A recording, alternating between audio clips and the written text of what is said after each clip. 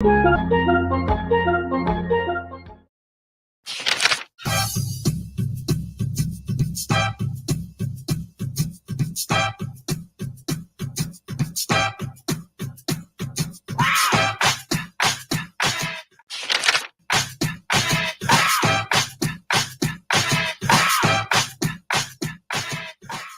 everyone, and welcome to another edition of Page Turners Plus. Before we get started, I just want to thank everyone who has been following Page Turners Plus in all our programs in the past. And for those of you who are just joining us, you can follow us on Facebook and on YouTube as well. It's Page Turners Plus. Today, we'll be reviewing Sherry Jones's How the One Armed Sister Sweeps Her House. And to tell you a bit more about Sherry Jones and the book, we have Francine. Hello, everyone. Thanks for joining us again. Today, we're discussing How the One Armed Sister Sweeps Her House, which is the debut novel by Sherry Jones. Sherry Jones is an attorney at law in Barbados and also a writer. Along with How the One Armed Sister Sweeps Her House, which was nominated for the Women's Prize for Fiction in 2021, she's also published a book of short stories. How the One Armed Sister Sweeps Her House is a novel set in the mid-1980s in an unnamed Caribbean island, which we understand to be Barbados. It addresses the themes of generational trauma, domestic abuse, issues of the dependence on tourism in the Caribbean, and various societal inequities. It's a story that covers difficult topics, but is definitely redeemed by the exquisite writing of Sherry Jones. Over to you, Roger. Thank you very much. As you said, Francine, it really is exquisite writing, and it covers so many themes. And I think probably a good start off point would be what themes just sort of struck anybody by surprise or anybody liked in particular. Paula. I'm. Maybe you should start with somebody else. I'm not. Yeah, I'm not yeah. even. I don't mind jumping on this one. I can say something I Yeah. particularly liked. Yeah, so one of the things I've really loved about the novel actually was the way that she takes a lot of the symbolism that we associate with tourism in Barbados, white sand beaches, the sea, tourism, sun, well not tourism and tourism, but these kind of relatively kind of almost cliche images. And instead of having sort of all the happy things that come in tourism, she takes us down this really dark history, and it's just beautifully done. It's not a story that you would think you would like because of some of the really hard hitting themes that she's tackling, some of the pain that we witness and experience, all the characters experience and we experience with them because you get so attached to the novel. I think that's something that I really like, the way that she uses those images and really turns them upside down, explores the underbelly of tourism. And also not just tourism, but also the fact that people live in those spaces. You know, people are experiencing their actual lives, their first kisses, the people that they fall in love with for the first time in exactly the same spaces that tourists come and party on and go home and remember later. I really enjoyed that about the book. Thank you for that jump off, Kesua, because I think where I could get Paula in now is that a lot of the focus in the book is on women, and even for the few men who are presented in the book, Aidan, Tone, we realize that they were raised by women and that they don't have many father roles or men in their lives. What do you make of that? And the way that Sherry Jones treats it as well. Did you like that, or did you appreciate that sort of writing? Did it take away from the story? I was confused by the fact that neither Aiden nor Tone had an identifiable father, and I was also confused by the fact that Sherry Jones treated it as if it was not even an issue. And then the father figure whom we know is a horrible human being. Yeah, fathers weren't treated very nicely in the novel. I don't know. Maybe you, the rest of you could tell me what you make of that.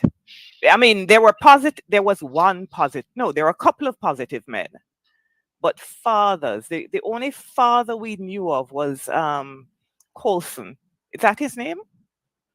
Carson. Carson. Carson. Right, and he certainly was not an exemplary father. That's In fact, putting it very mildly. quite the opposite. Mhm. And then other people just didn't have fathers. I don't know if the rest of you had any thoughts about that. You I'll know, be I didn't honest. miss them. Yeah, I'd be honest Going to say that it didn't really jump out at me until Roger asked the question. There was one positive father actually. Dr. Thomas, was it, that Oh Aiden's yes. mother worked for? He was Mhm. definitely positive father, and I would say that, well, Mira's Mira's father, Mira's husband as well Mira's was a good husband as well, Peter. right? Peter, Yeah, he and was a And good Mira's also father. the other father doctor was right at the end. right. Mira's father was maybe not the best because he obviously had a different family that was not, but he didn't seem to be this totally tormented, awful character like Carson, for example. Yes, but then he discards Mira after he Right. gets a legitimate It was. family. Yes. And is there Yes. something So, about class and fatherhood in the novel as well? Because right. the reality is that the working class characters have no parents or no father, sorry. But actually, the fathers we have are all the middle class ones. They're the doctors. There's the lawyer father who is not a great dad, but he is a present dad at least. Well, that's the issue, I think, and this, this is it's a constant theme that we read um, in African American literature and Caribbean literature. It reminded me, and again, before I say anything else, I do agree with, well, like Francine, it didn't jump off the page to me. Maybe it's because that's a context that I grew up, not in my house. My daddy was there, but my friends. I was the only one in my close friend group that had a father in the house. So I was used to no daddies at home. They were doing they were doing their thing. Some of them were in jail and they were doing their thing. But it didn't jump out at me. But when I read it, it did remind me of a scene in J.D. Smith's Swing Time, when the unnamed narrator, when she was a little girl, she catches her best friend's daddy pushing another baby, and he was with another woman, and she went back home and was like, I saw Tracy's daddy and blah blah blah, and her mama like stopped her and gave her a mini history lesson about slavery and family separation and that sort of thing, almost explaining the phenomena in the current day, which actually that novel is set around the same time. At least part of the novel is set around the same time that how the one-armed sister sweeps her house. So it's interesting how two different writers from two different backgrounds, they chew on the same type of meat, we might say, in terms of these fathers not being in the house, and then how that affects the sons and also the daughters too. Although, do we think that in this book we missed the fathers? I didn't get the impression that like any of the male characters missed their fathers, and we know that Esme and Lala certainly didn't wish they had theirs. So I'm not sure. Yeah, so I agree with you, because I didn't see any suggestion in the novel that any of the difficulties that, say, Tone or Aiden experienced had anything to do with the absence of fathers. That is why it puzzled me. Yeah. Yeah. She doesn't cling to that pathology of like absent black fatherhood. She doesn't make it a pathology. It's just a reality. Yes. And I think perhaps that's why for us we barely notice. It's like, yeah, I know people that didn't have a dad. That's right. not unusual Yeah. for me. So I tend to agree with the treatment that Kesso is describing. The cheat just took it for granted that that's the reality of. And Kesso, you did mention about the class situation where fathers are present in this novel, are people of a different class than the main characters, and as Eric said, that's a common theme. So I guess I'm saying, yes, Paula, there was a clear, stark, missing of fathers, and no reference really made to that as being a reason for all these strange behaviors, if for want of a better word, but the violent types, the unsettled minds, the relationships that were turbulent. What was the role of the absent father in that? She really doesn't discuss it, but And Nor does does she seem But to then- think there is a rule. But then, are we Mhm. saying that the fathers were absent from the story or absent from their lives? Because it leaves you to sort of guess. Because it's absent from the story, but it leaves you to wonder if they were absent from their lives, or maybe they were so insignificant that they weren't worth the final cut of the novel. I don't know. I also think interestingly, if I may just interject, interestingly, and I sorry, but I did have the benefit of speaking to Sherry, and I know you guys will as well. She's been criticized a bit in Barbados for that negative portrayal of men. She's had that as a critique. Is she being where criticized by men? men? Yeah, but- it's an important question. by men. Women, So yes. So I guess other people have noticed that the male characters in the book, most of them are really not people that you want to take home with you, right? And I guess But the there men- are some yeah. very positive characters. Mhm, Grayson is a positive character. mhm. It's Um, paternalistic. yeah, but Yeah. he's a positive character. Tone has his problems, but He's a lovely what character, she shows is that he has his problems. He's a complex individual, but he's an individual who is capable of love. Mhm. So I quite liked the way she treated Tone. Can I just say as well, I wonder if Sherry Jones is doing something like I mentioned right at the beginning about this kind of inversion of tropes.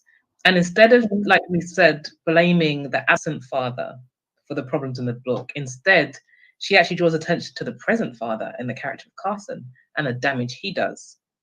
How much of the unhappiness experienced by Lara and Esme is down to Carson, and actually down to Wilma as well. So I wonder if there's something actually really clever going on. She's not pointing out the problems of the absent father. She's pointing out problems with the negative father who is present. Right. Hmm. Yeah. Yeah, I tend to agree with which is a great point to make, because people are always talking about, oh, the parents should stay together for the good of the child, but is that actually true in all cases, right? So No, you have a sir. father who's present, but he's a disgusting human being. It's definitely not in your interest for him to be around. Mhm. And the source of a lot of the pain that 3 generations of the women in the story feel. Right.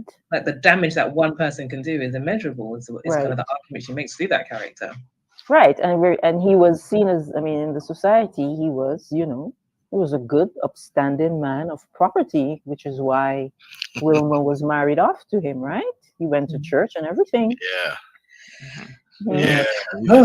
A demon. And then even what sort of made me I don't know, upset to some extent was, and it's true, it's not as if it's false, but the way that Wilma was so dependent on Carson, even in his old age when they were hosing him down. I'm sorry for the spoiler.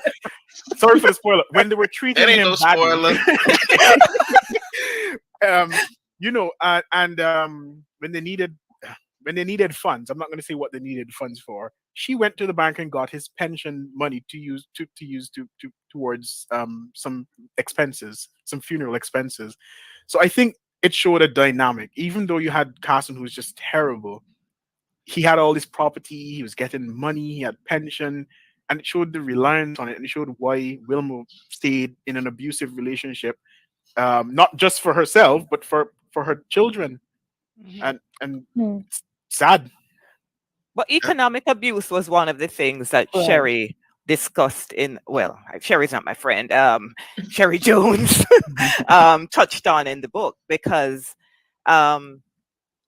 first of all, Wilma is married off to Carson when she's 14. Where would she get economic independence? She does create a career for herself, but there is no opportunity really for her to develop in economic independence. Then Lala's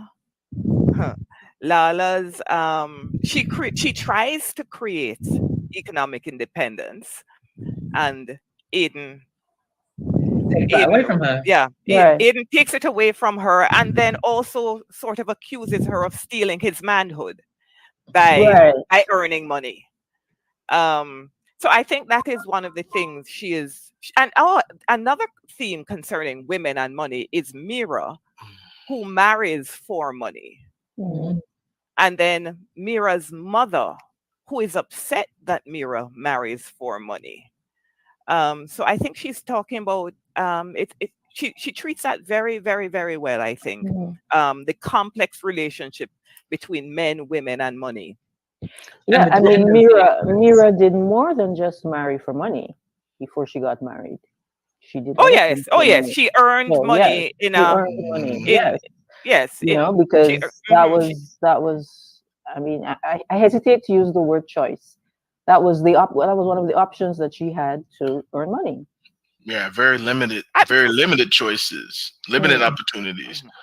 And I think that's one of the things that I wish that Sherry Jones would have gotten a little bit more into was Mira's backstory. We know a little bit, but not a whole lot. We don't know exactly how she got into her line of work before Right. she married Peter Whalen.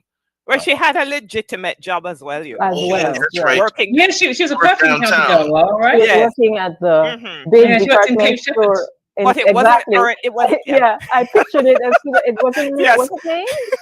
I don't think she named it, but No, she didn't It sounded name it, like but Cape I I was pictured like, the oh Cape yeah, Sounded like Shepherd. Cape Shepherd. we all knew it was Cape Shepherd, which no longer exists, by the way. Mhm.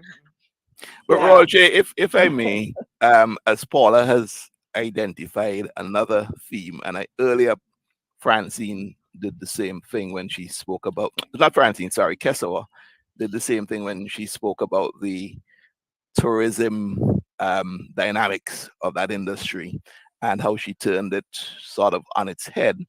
So what I really found brilliant about this book is all those themes that are running through around the central or parallel to the central thread of the story. And to be honest, I was more absorbed in some of those parallel themes than the actual central theme itself. Okay. Especially the tourism bit. The bit is, I'm a bit familiar with Barbados, and so I've seen that play out. I've seen the whole beach, then nightclub, gigolo, interactions with the tourists, and but what I liked about it is that those characters were given their backstories Mhm. were brought central to the book. Okay. And I think that's what maybe some Bajans find a little offensive about the book, because we're not supposed to discuss the ugly side. Okay. And so I like that theme. And I also like the theme about the economic dependence, which is very common in that class structure. So I brilliant book, to be honest with you. And I know you didn't ask that question yet, Roger, but you all are mentioning themes, and I thought that was a good feature of the book. And I actually just had I don't know, I read the book twice and this completely escapes me. There's a parallel in the book that I hadn't picked up on before between Mira and Sheba. Oh yeah. Wow. I don't get the parallel. Sheba. Oh, hang on. Let me think. Yes, that is No, true. no. The yes, professional parallel. the professional professional parallel. parallel. Yes. Oh, yeah. No, I got Yeah. that. Right. They Yeah. were both in the same line of business. Right. Yes. And that completely escaped me until just like a few minutes ago when we were discussing Mira, which just goes to show you how many levels there are to this And book. another parallel I noticed was Wilma and Mira's mother. These two traditional women who just accept the world as Is Paula's? they Is it me? find, try to their daughters that they should also accept the world as they find it. Mhm. But I get that. Definitely with Mira's mother, but it seems that Wilma has a scheme that's under the surface. I don't know. Maybe that's the way I read it. That she's a scheme under the surface that bubbles up every now and then. Because I mean, she definitely knew what she was gonna do with that money. In fact, she knew that in time she was gonna get Carson's money. So I don't know. I mean, yeah, I get that. You definitely. I mean, we can really dive into Wilma, hopefully in a little bit.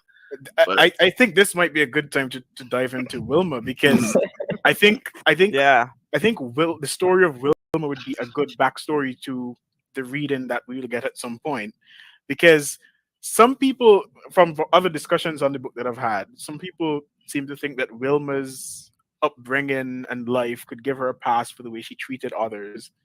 I tend not to fully agree with that. What do you others what do you others say? Kessawa, Kessawa? you're muted though, Kessawa. Let me take this one. I don't think so I wouldn't say the way she was raised is the reason for the way she was. I wouldn't say that. I think the trauma she experienced had a lot to do with what came next. And I think we have to, I think, so I've been in previous discussions about this book as well. And I also think, and I do think, sorry, that people have been really harsh on Wilma. Like, this girl was 14 years old, essentially sold into marriage. Sorry, that's not a spoiler. And like, in the 1950s, like what like options was she looking at really for the kind of life she could live? And not just to any man, not to some kindly guy that would kind of do the right thing and work hard and look after the family that they created, to a man that we kind of get the impression is actually a pedophile. He's 20 years older than her, and you know, and it's clearly the demon villain character of this book. So I think, like, on the one hand, and also I also think one thing I'd love us to get into a little bit if we have the chance is to think about parenting mores, because if there's anything I would criticize about the book, I think this is this impression that like middle-class parents in the 1980s, men in particular, were engaged in child rearing and looking after and very present, loving fathers. And I think parenting, in my experience, has changed a lot in the last 40 years. And what was expected of a good parent in the 1980s is not necessarily what is expected now, and vice versa, right? We expect things of men as parents today that we weren't expecting in the 1980s, I would argue. And certainly not in the flipping 1950s when like Wilma was having her children. So I'm not on hashtag Team Wilma, but I do think there's space. So, Kessa, like, I want to ask you: are you saying that Wilma's way of treating these, you know, what I call difficult situations in her life, were just a matter of expediency? She had to do, her options were limited. Okay, so one of the things she does, for example, she tries to protect her daughter in a move that looks like it could be child abuse. But it's a genuine and sincere attempt to protect her from the danger that she senses. Now that traumatizes her daughter in its own way. We later realize that she was absolutely right. Danger was afoot and her daughter did need protecting. When she finds out she can't protect her, she doesn't react in a way that I think we would hope.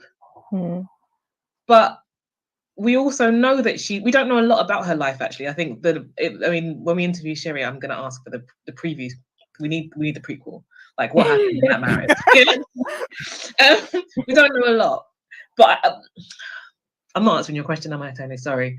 I don't think she's without. I think it's easy to blame her for a lot of the things that happen later, and I think that's unfair. I think it's a lot of that blame should be on Carson. Actually, he's absolved of too much because of the role that How Wilma th- plays. I see a so lot of sorry. Wilma's. I see a lot of Wilma's in my own society, right? Where these women are doing things not because it's the best thing to do, but it's the most expedient thing to do, right? Women have the burden of rearing the children. You all have identified that because you all mentioned about the absent fathers. And as you rightly say, Kesso, even in the middle class and classes above the middle class, males not necessarily present. So don't just be too hard on the lower class, right? Where the lower class feels it more is the fact that the economic options are very, very limited. So they can't buy themselves out of the absence of the male character, right? The male influence. But I see a lot of Wilmas. Women have to do what they have to do to rear their children and their grandchildren and their nieces, because all of this becomes a burden. Yes, you can criticize her for knowing better and maybe not doing better in certain instances. Okay. But in the main, I think Wilma was just being expedient. I think I'm sorry, Fazin, I'm just going to finish this off because I probably what I should probably say is I think I have a lot more sympathy for what happens with her and Esme than what happens with her and Lala. I probably should make that clear. Like with Lala, I can see that she's much more to blame for a lot of what happens. I was going to say that can we say that she knew better though? I think that is the crux of the thing. Like we're saying she did what was easier or more expedient, but she knew better. I don't think she knew better. How would she have known better? Where would she have known better from? You know, like Kesoa said, she knew she needed to protect Esme and Lala. She did the same with Lala actually. She protected them in the same way. But I don't know what more would she have known that she could have done.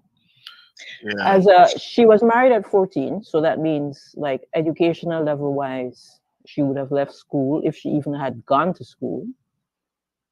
So ostracizing Lala, how do you excuse that? Well, she would have been ostracized herself, wouldn't she? At 14, she's married off to this man. Right. No, I'm wondering. No, she wasn't ostracized. She was sold off. That's a totally different thing. But the result, I think the result of it was ostracization. So she wasn't ostracized. No, but what I mean, but as Eric says, I think she is cut off from any sort of community that she would, as an adult. Oh, no, let me not say that. What I mean is, she didn't adolescent, but she's a wife. You know, her job is to be in the home. 14 years old, looking after this 14 years old and a wife to well, I can't say that word on TV. To an old so and so, and he's jumping up and down on her. I mean, to me now, y'all, as we talking about it, is really reminding me of Color Purple. You know. Yeah. Well, I wasn't talking about Esme, though. I was talking about Lala. Carson is Mr. No. Go ahead. I am not happy with how she treated either Esme or Lala, because she abandons both girls. You know, Esme comes to her because she needs help, and she reluctantly allows her to stay a night, and then she starts pushing her out. And she knows Esme needs her. I don't have a lot of sympathy for Wilma. I know that Wilma had a hard life, but Wilma is not my favorite. She's not my favorite. I have to be honest. I also have a grandma that bears a striking resemblance to Wilma, and so I have like a certain soft spot for her because I know how she's a terrible old person, but she was a great grandma to me. But we all know Wilma. We all know Wilma. So I think I have a weird soft spot for her in a character that if I didn't know a character like that, I'd be like, what evil person. So I have to kind of recognize that myself. I'm not unbiased, I think. Yeah, But my initial feeling was, oh, she's awful. But on reflection, yes, we all know someone like that. and she Yeah. does her, I think she does her best, and she's just a traumatized person that has had a really hard life. It doesn't, she's not, I think has she ever experienced love herself? So can No. she then reflect it back Mm. to anybody else if she's never Yeah. received it and given it freely and openly and enjoyed it? That is a I, fair. I think that's my issue with her. I think like she's And not yeah, living a full human life in lots of ways. And so to expect her to have compassion and kindness is probably just a stretch too far. and Yeah. also, has she ever, we live in a world now where pretty much regardless of how you grew up, you can see other possibilities, right? You can Mhm. see that, yeah, maybe I can actually, hey, Hmm. I can do this. But she would not have seen any examples of Yeah. doing anything different, Yep. right? Yeah. So, Yeah. Except for in This Hollywood films. They this did it. might be a good right, time. yes, but but in the Hollywood films, she wouldn't be seeing people like her. Precisely. Yeah. Yeah. This might be a good time to find out about a traumatic experience that Wilma's granddaughter faced in the story. We'll now take a read in from Sherry Jones herself. Hi, everyone. I'm Sherry Jones, author of How the One Armed Sister Sweeps Her House. And I'm saying a special hello today to all the viewers of IKTV in St. Vincent and the Grenadines. Now, if you haven't yet had the opportunity to read the novel, How the One Armed Sister Sweeps Her House is the story of Lala, a woman who makes a living braiding hair on the beach in Barbados. And she's married to a man by the name of Aiden, who happens to be a career criminal. How the One Armed Sister Sweeps Her House is starts with when Aiden and Lala have their first baby. And on the same night that this baby is born, there is a gruesome murder of a tourist who lives in one of the huge mansions, luxurious mansions, slightly higher up along the beach. And the novel is really about how those two events are connected, the birth of Lala's baby and the death of this tourist. So I'm going to read an extract for you, and it's from very close to the beginning of this story.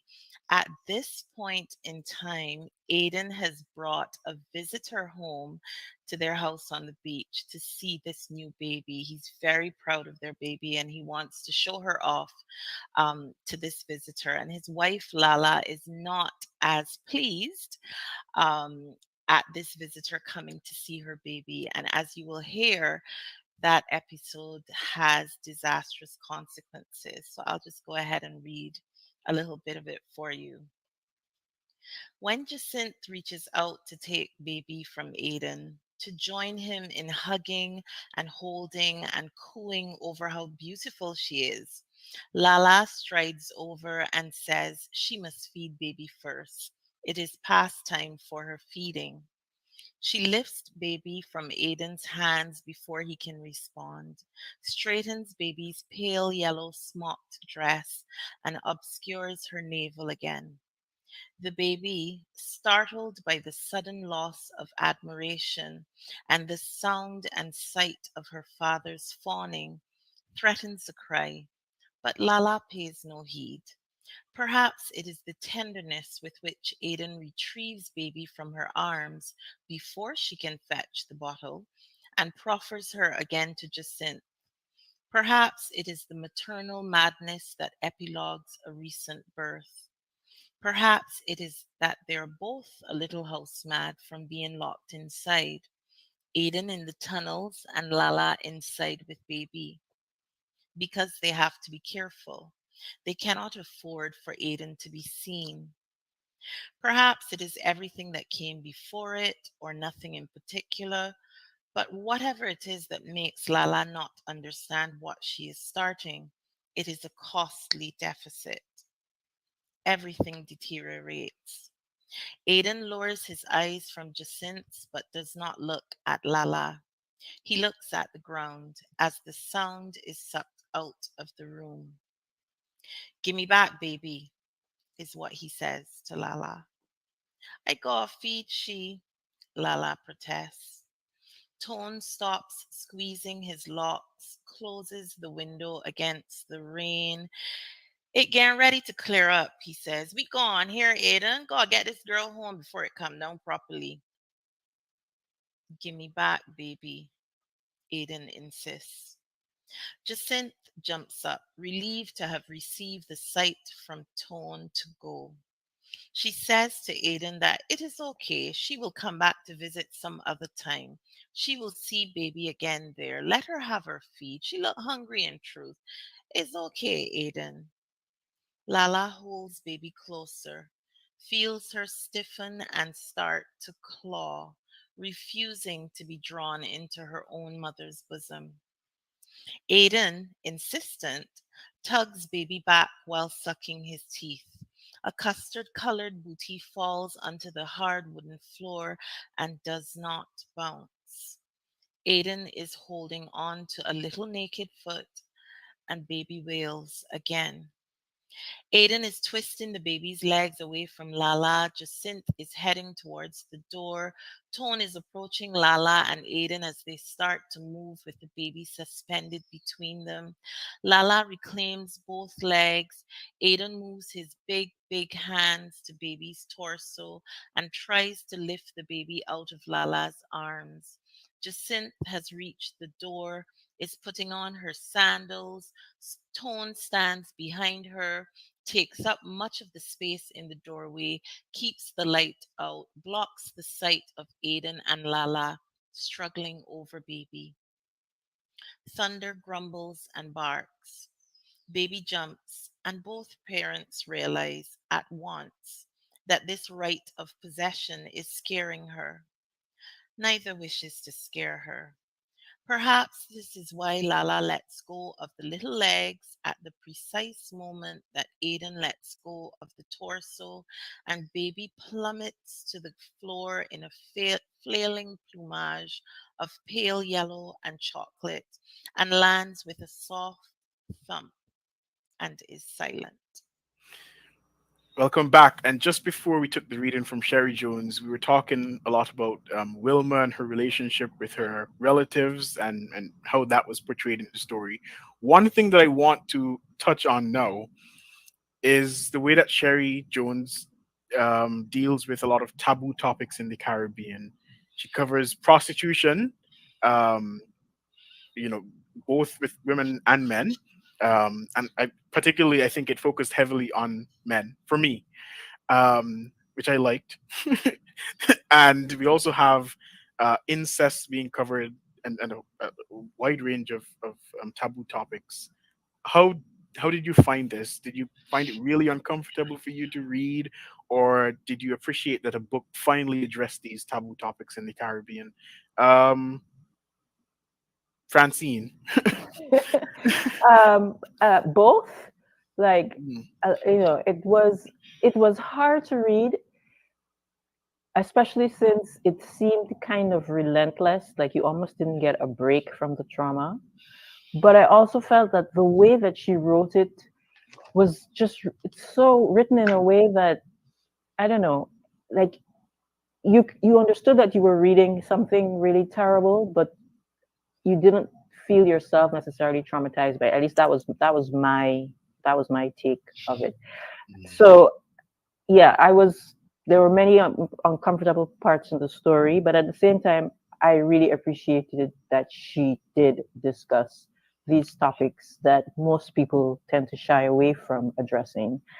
Um, Especially as it relates to the Caribbean, because like we said, she touched on the underbelly of tourism. And when people think about the Caribbean and they thinking of the sun, the sand, the beach, the good, everybody's so happy, and then life is so wonderful there. In fact, it's funny because there's a meme going around that I saw recently that said something like, oh, it would be 10 times easier to wake up in the morning if it was 85 degrees and there was a Caribbean sea outside. And I'm like, not if you're like an average Caribbean person. In fact, no, not everyone is happy to wake up in the Caribbean.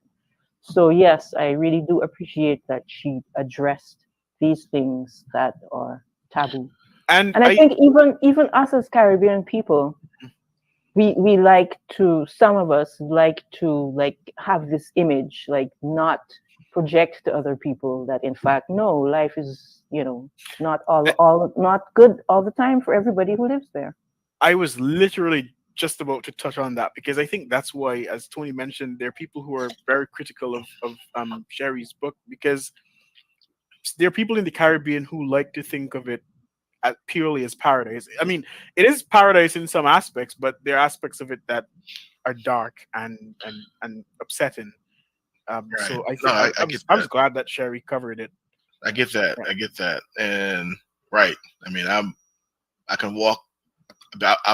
I've traveled to Barbados and walking along the road and looking, and the Caribbean is just to my left, and people their backyard. They're small houses, but their backyards are right on the Caribbean. I'm saying, wow, these people are spoiled.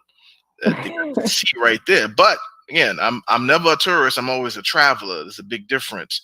So I rub elbows with the folk because yeah, when I'm in any Caribbean space, I am the folk. You know, so I get that, and yeah, I mean, I wasn't so I was intrigued with Tone and his at least part of his operation.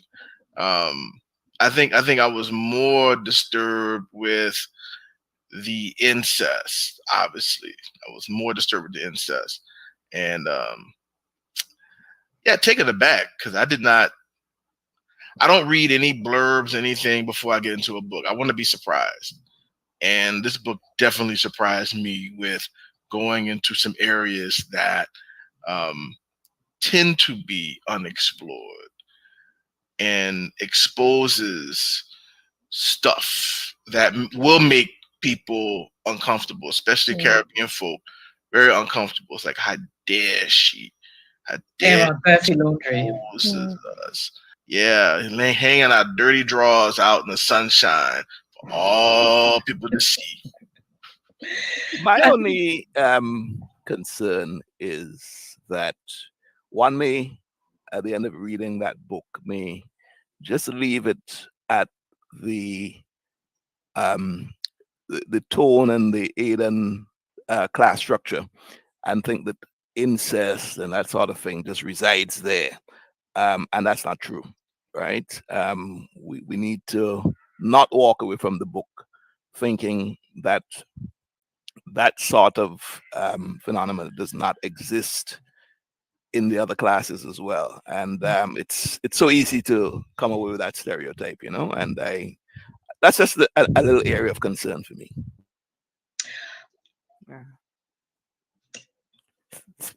But then Speaking of stereotypes, sorry. Oh no. Speaking of stereotypes, go ahead. I just wanted to mention there. I had a little bit of a concern with there are two Indian characters, two people. Well, one of Indian descent apparently, and another of Indian extraction in the novel. And in both cases, these men were treated. There was negative stereotypes, and I worried about that.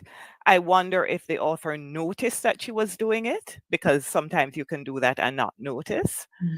But it worried me, and I just thought it's something I should mention, that I didn't understand why that was done, but it is something I have concerns about. Yep. But then you know, I guess as you're speaking about slight concerns, as Tony mentioned, we sort of get in the novel that the problems that the men in the, I don't know, the higher classes, I don't want to use that term, but the problems that they have seem so minuscule compared to the problems that Tone and Aden and the other families have. I don't know if that was deliberate or unintentional, but it seems to perpetuate a sort of idea of Caribbean people, I think, and maybe that's why people in Barbados are upset. I don't know. I think it's a common feature of the society where you would have a behavior type in a certain class of person, and they're penalized for it, they're criticized for it, and rightly so, okay? But then you move up the class structure and the same thing, but it is softened, it is hidden, it is not penalized and critiqued as much. And I think that is the issue. It's very easy to beat up on Tone and Aiden and whoever else, Wilma even, But if you move that behavior up the class structure, it may not be as shocking, or you wouldn't even know about it, and I think that is the issue. Okay, now that I think about that, I think we could read between the lines in one example that I'm thinking of right now. It's Myra's father. All right. There's not a lot of time spent on that relationship, but we know that old boy kind of pushes us to the side once he gets he gets another wife or another woman, and he has other children, and she's pushed to the side because he marries a white woman, right? Hmm. I thought the opposite. We had an argument about this in book club, and I don't want to start it again. Yeah, I think I got some of the ethnicities a bit mixed up. Yeah, I mean, it seemed like I mean, that's what I thought. But y'all can correct me if I'm wrong if the woman was not white or was white, but definitely there. What I'm saying is that this man, going with Tony's point, was not penalized because of what he did, at least in the text. But can we say that Myra wasn't penalized? Because we haven't talked about her trauma. We haven't talked about her trauma and how that affected her course in life. So I think that's a big section of the text that in the previous discussion, that we kind of glossed over. And I don't want us to gloss over that because Myra she's central to the story, obviously. And she's got some stuff that she's dealing. I mean, she's big time stuff that she's dealing with. And she too. Her daddy abandoned her. Her daddy abandoned her. And then in the story, wasn't she sort of, she was like the outside child, and her father was basically treating her like a pet. He would come around a few minutes per day and give a little play, sort of like what you do with an animal, to be honest. So I think that's the backstory for her, why she ended up the way she ended up. For me, that's the backstory that I got. But there's a lot of privilege being assumed in that whole thing with Myra and so on. But it's real because in these societies, let's talk about Barbados, as the book is based on Barbados, or about Barbados.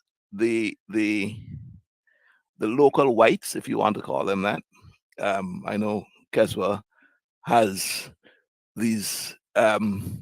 You're meticulous about the grading color, but they're local whites. That's how we refer to them. They have a certain amount of privilege, which I see coming through in the novel, in the way Sherry Jones deals with Myra. Paul will tell you that a lot of people in Barbados, in these plantation societies, went to Australia when the blacks started to move up notches, when the aspiring middle class in the blacks started to actually get there. So these people were like, the privilege doesn't work for me anymore, so let me move somewhere else, And I saw things like that coming through. Yes, I agree with you, Eric, that there's quite a bit of trauma that Myra has to deal with, but it's not the same reality as Wilma and Lala and Tone and Aiden. It's society does not give them that leeway as they give Myra and people of her type. And Isn't just there- on that same point, Martha, who is a Redlegs Bajan, who, because she is Redlegs, is her status, she doesn't have high status, but she gets a job. She gets a job with Mira's father because she is white. And Mira's father is very proud of having a white subordinate. So he puts her in the front office and he introduces her to people as, see that white lady? She works for me. And you have to come through her to get to me. So, it's complex. Martha, she accepts her subordinate status because of her economic origins. But her whiteness gives her access to upward mobility that she would not have unless she were white. So I just wanted to endorse what Tony was saying. Yeah, and I think going back to Sherry Jones's narrative, all of what you're discussing there tells me how brilliant this book is, because there are so many things going on in it. We can do 6 discussions on this, picking up different themes. There's so much going on. And I think, in fairness to her, and the people who are criticizing her, I would like to tell them, look, Sherry Jones wrote that as a snapshot, as a photograph of the society as it is. And I'm going to defend on that. And another thing to add to that too is, if somebody writes a work of fiction and you find that it bothers you so much, then it means that you actually have a problem. That's just me. Because if somebody writes fiction and you think it applies so much to your life that you could recognize that it's worth criticism, I think you have a problem. Yes, exactly. And yeah, no, I agree. I think I agree with both Tony and Roger. It's a snapshot, and it holds a light. It shines a light on these issues, and if you read the book and you're like, what? How dare she? Blah, blah, blah, sit with that discomfort and really think about why it makes you uncomfortable, instead of immediately launching in criticism. Yeah, I agree. I think it's more complex than that. I think if we're honest, and we're an honest kind of panel here, we know that for many people, they've been taught from young, and I think Sherry Jones has talked about this, about not upsetting the tourists, and how that will have a direct impact on our economy as a Caribbean island dependent on tourism, right? So people have been groomed, primed, inculcated from young with the idea that we don't say bad things about tourists or tourism, right? Which is one of the reasons why A Small Place was so kind of explosive, where she talks back to the tourist in ways that you're not supposed to. So if people have had that training, teaching for many, many years, by the time they're an adult and Sherry Jones is out here airing all the dirty laundry of tourism, of course, for some people, this is going to be offensive. It goes against what we've been taught to say in public about tourism in detail. Yeah.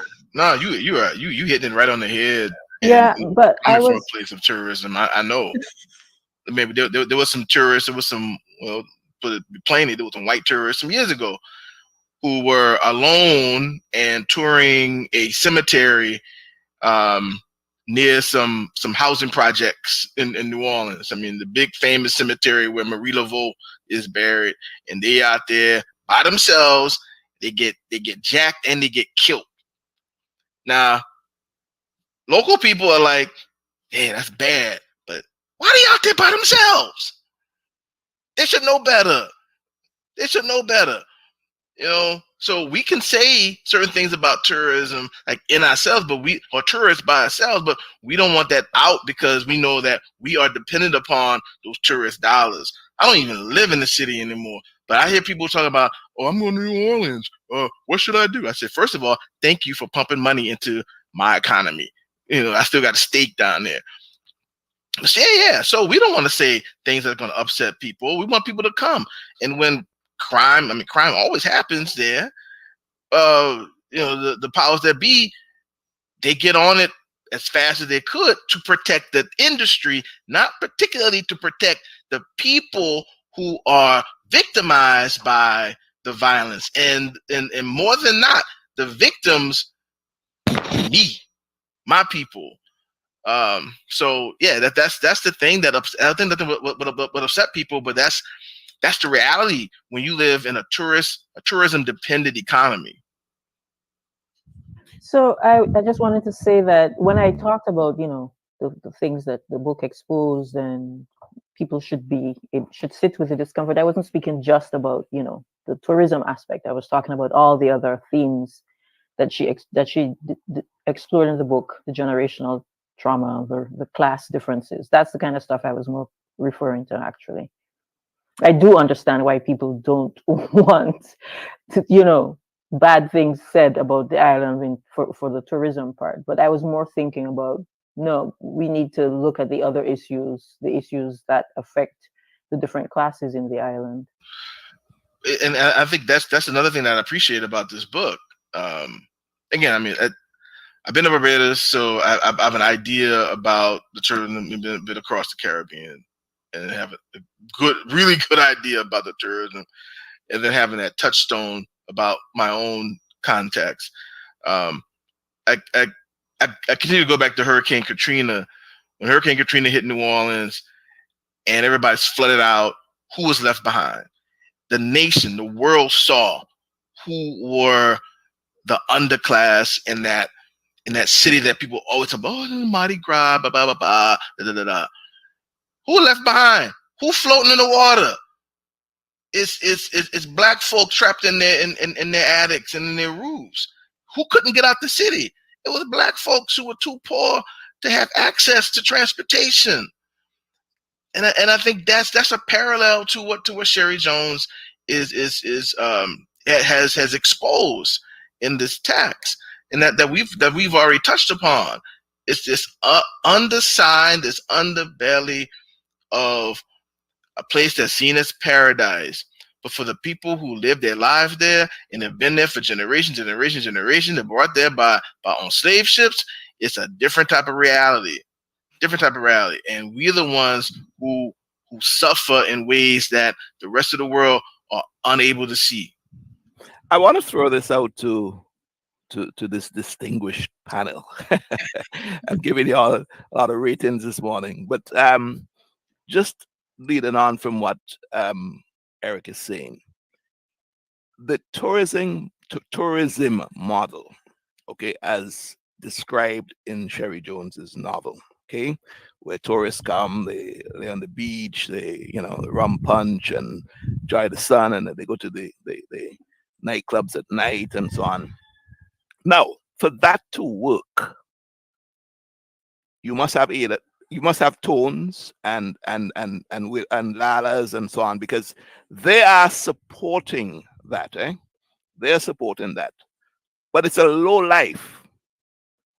Are we saying that the authorities, i.e. the government, the policymakers, turn a blind eye to that and just are more interested in the economic returns of from the tourists that come there?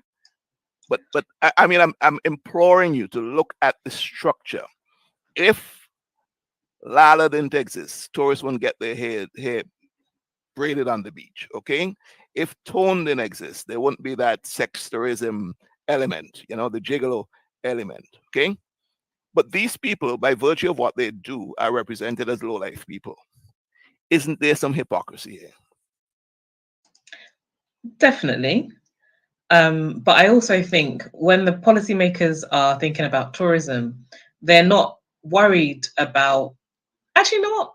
I'm not an expert on tourism policy. Let me be quiet. Well, it'll be interesting to hear Paula's view, because Paula and I chat a lot offline on these things. So I want to pull you out, Paula. I don't know. Well, I don't know that I have a properly formulated view, but I know that you are concerned, that you seem to think, Tony, that tourism causes prostitution. I come from Kingston, Jamaica, And we have a street called Knutsford Boulevard, which is our red light street.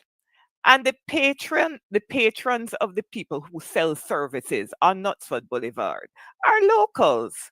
Um, Prostitution exists in every society. In St. Vincent and the Grenadines, there is no formal prostitution, but I see prostitution all over the place. It's just that it's socially acceptable. So I don't know that I know that the tourism model that we have in the Caribbean encourages the kind of prostitution that, say, Tone engages in and the Queen of Sheba engages in. But I don't know that tourism causes it. It just gives sex workers a means of earning a better living. And That's my it provides a bigger market, I suppose. But I agree with you, Paula. Prostitution still will exist, or would exist if the tourism economy was not a reality. But I just feel though that that thing where we these people are victims of their circumstances. I'm talking about the Tones and the Wilmers and so on. They're victims of their circumstances, and they're forced to survive in the mainstream economy, which is tourism, and that is what they have to offer as their services. And that's the part I am having difficulties dealing with. How do you lift up these people? How do you get them out of that? Okay, if you're just going to settle your mind on tourism being the answer to your GDP, right? But these people are still remaining trapped. That's just At this point, Tony, then I think it's really important to reflect on two things. First, that this is a historical novel. This is historical fiction. This is not set in the present day. It's worth mentioning to our readers. It's set in the 1980s, which I think Sherry Jones has said is kind of because it's kind of a high point, right? It's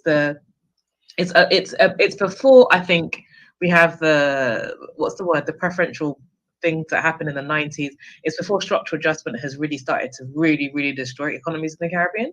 And so, as I understand it, she's kind of pointing out a very particular time period. And I don't know that model that was kind of that those characters were experiencing at that time is as, and I say I don't know because I don't know if it's as prevalent in the present. So I'm thinking particularly of in Barbados, for example, Mia Motley's talking about building creative economies and really supporting them and diversifying. People have talked about the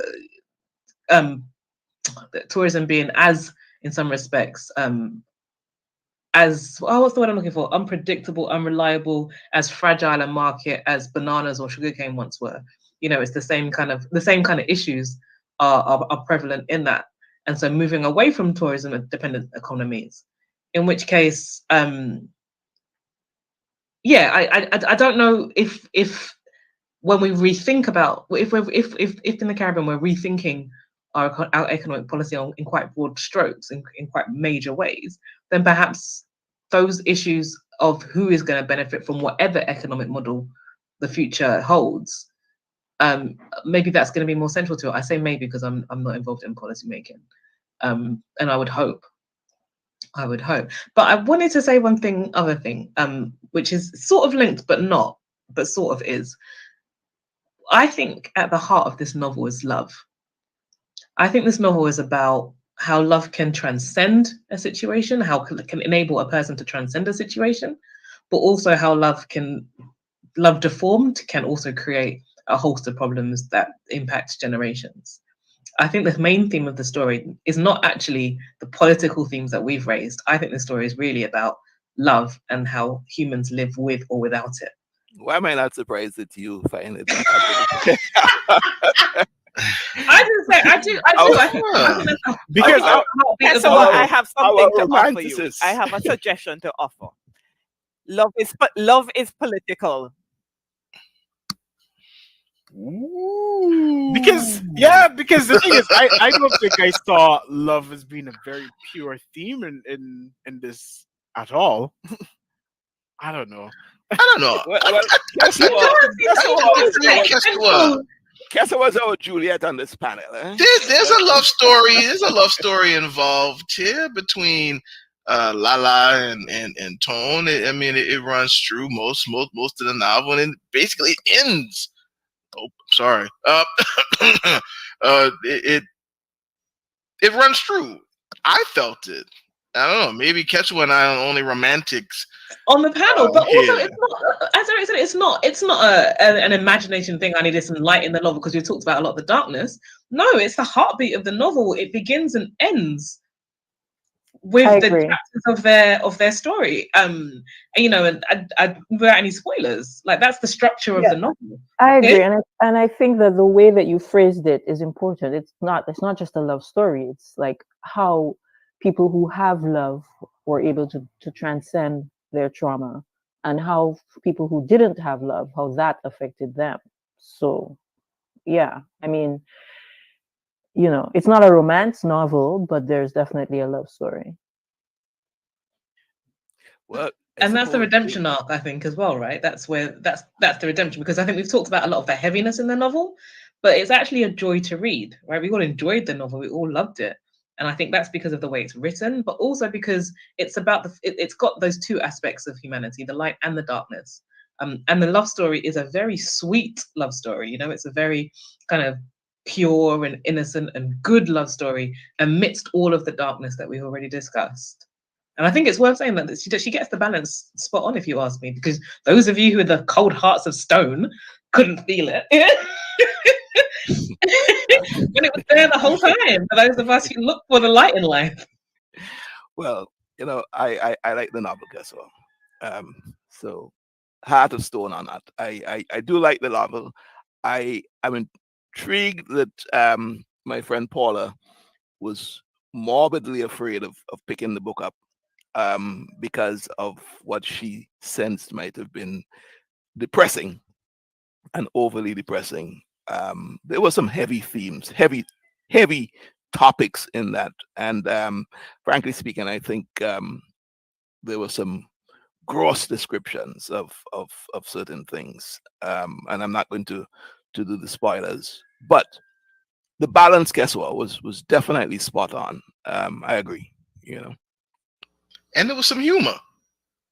There were parts in this text that I was laughing out loud and belly laughing and thinking about things that my daddy had said and thinking about my grandparents. I mean, the whole washing off of Carson. I mean, that was hilarious.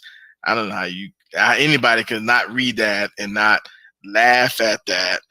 And there was this one section, if I can be indulged for just a second, when Wilma and Lala go to clean the white woman's house on the beach, and Wilma tells you know, not to do number 2 in that woman's house. I was like, whoa! I remember getting the same type of counseling from my daddy. He said, "You do that at your own house." I was like, "What? Is this a cultural thing or what?" Oh, I did the nods, yeah. Yeah. There were quite a few parts that, like, you know, the West Indian life and the West Indian humor just really came out at me. And, you know, there was the description of the guy who, don't want to give too much away, but there was one section about one of Aidan's friends, the one who was selling coconut water, and the interactions that he had with the different people. I found that hilariously funny. And like, I was like, yeah, man, this is just like so us, you know, this type of thing. And so, yeah, it really captured a lot of the different little segments and little vignettes of Caribbean life, West Indian life. So yeah, that was good. Absolutely. I would jump in and say one of the things I think we haven't talked about is the skill she has as a writer to bring such a host of characters to us. There are so many different people, but it doesn't feel like you're meeting them quickly. Although I said I want a prequel, and I do want that prequel, but I also wouldn't mind a sequel. You know, like I just feel there's more here.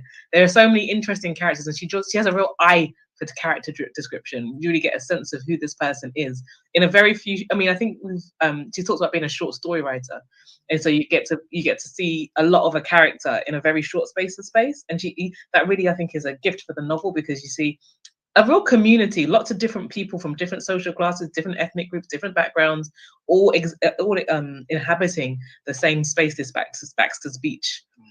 And you get a sense of all of them, and it's really brilliant. And unfortunately, we don't have a lot of time left, but I think one thing that we could end on is for each person to tell us their favorite character and why, especially coming off of what Kesua said in terms of how she developed a lot of the characters. Or did you find any characters who were underdeveloped in the story? Anything about characters, take it away.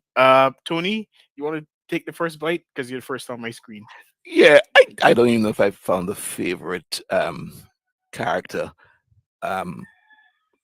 Tone I liked because I know that kind of character, and Sherry Jones was actually able to put him in the pages in a way that I transposed myself to Barbados, and I was on the beat seeing the Tone, and I'm in the nightclub seeing the same Tone, having done his day stuff, now playing his night trade, So I kind of Eric is laughing, but if you ask me, if you push me, I liked Tone, and I think he was a soft guy in comparison to Aiden, and that yes, Kesor, that was the romance side here, the relationship that he had. Am I allowed to say what relationship he had?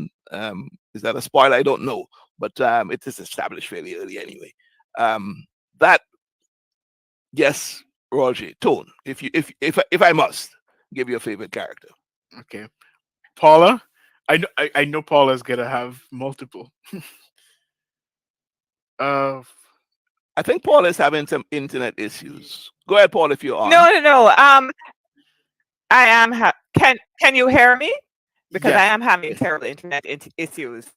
Aiden was the character I thought I needed to see more developed. I didn't understand what made Aiden a monster.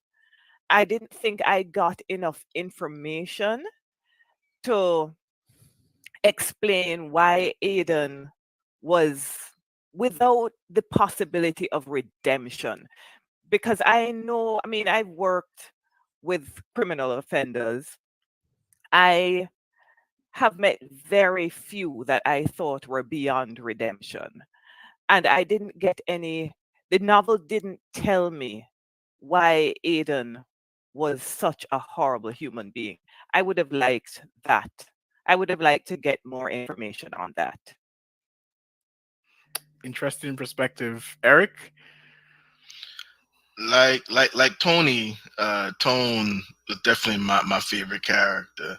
I mean, I'm not gonna say that I was I would have I approve of his nighttime dalliances, but the brother did what he had to do in that situation. But he was multidimensional, very multidimensional, as Sherry Jones depicted him, and he was a romantic, which is interesting. He could separate his business from real love and romance. And I think Sherry Jones did that adroitly and expertly. And I was rooting for Tone. That's the thing. Whoever I'm rooting for, that's basically my favorite character. Not to say I wasn't rooting for Lala, because I was definitely rooting for Lala, and I felt, oh my goodness, I felt her pain, the depths of my soul. But I did feel that Tone was the one I was rooting for the most. So Tone's my favorite. Francine? Yeah, so I had a lot of sympathy for Lala. I wish that I had gotten to know Esme a bit more, because I think there was definitely room for redemption there. But definitely, I think Tone would probably also be my favorite. I'm not going to repeat what Eric and Tony said, but yeah. And if I might give Paula my opinion on Aiden, I think he was just a sociopath. He was born that way. He was horrible as a child, and he continued to be horrible. And Kesua. I'm gonna go for the left field option and say my favorite character is probably Esme. She's a character we don't see a lot of, but I think in this whole conversation about generational trauma that the book provokes, she's the character who transcends her own pain and creates love, and I think that's admirable, and interesting and powerful. And so she's my favorite. And I think my favorite is Aiden, but not for the reasons outlined before. Because one thing we didn't discuss, and I didn't discuss in any previous book clubs, was that I see Aiden as the last bastion fighting neocolonialism. Aiden had a house on the beach in paradise. I don't think anyone considered that. And he was robbing tourists on the beach that he lived on in paradise.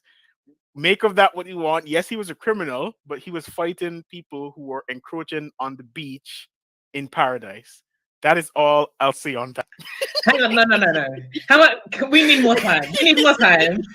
You're gonna paint Aiden as some Robin Hood character. Lord have mercy on my spirit. Part 2 coming up. Yeah, this book is deserving of a part 2. It's a pity we can't do that. I have to end the show with a bit of controversy. That's why I did that. But we want to thank all the viewers for staying with us. Thank you for tuning in. Thank you for supporting Page Turners Plus. Coming up shortly, we'll have an interview with the author of this book, Sherry Jones. So do look out for that. And in our next edition of Page Turners Plus, where we actually review a book, we'll be doing When We Were Birds by Ayanna Lloyd Banwo. And if you want to follow us, in terms of, you could read the book and you could submit questions to Page Turners Plus or any member of Page Turners Plus, and we would ask and answer your questions in our next program. Thank you once again for tuning in, and do have a lovely day.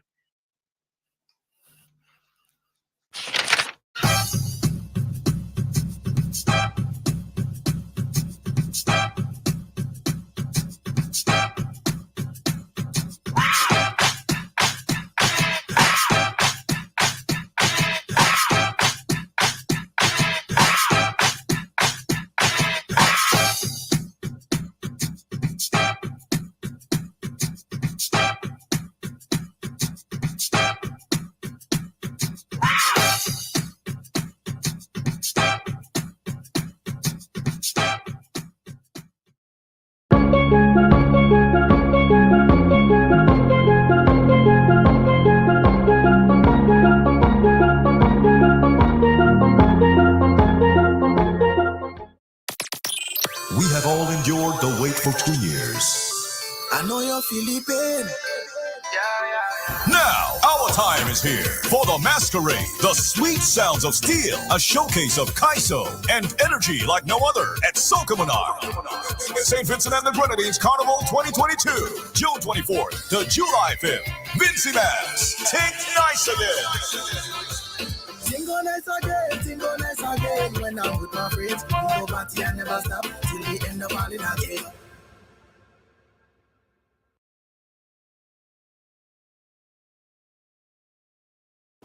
I got my COVID-19 vaccine and my booster shot to ensure that I am protected.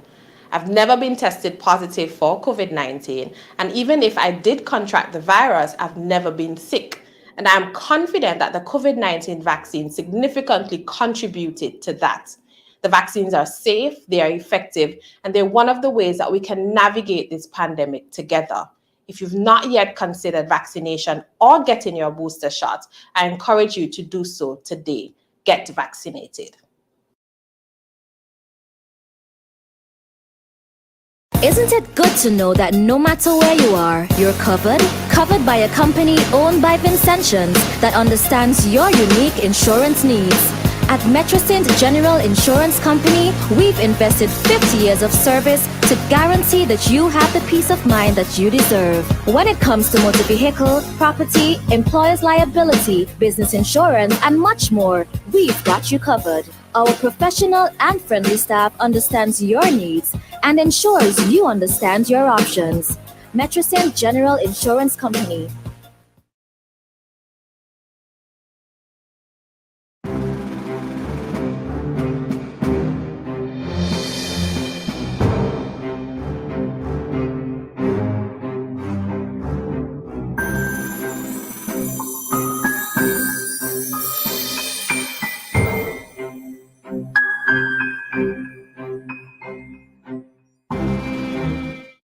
You can win when you top it up, switch it up, side it up, on the love. Easy wins with Flow.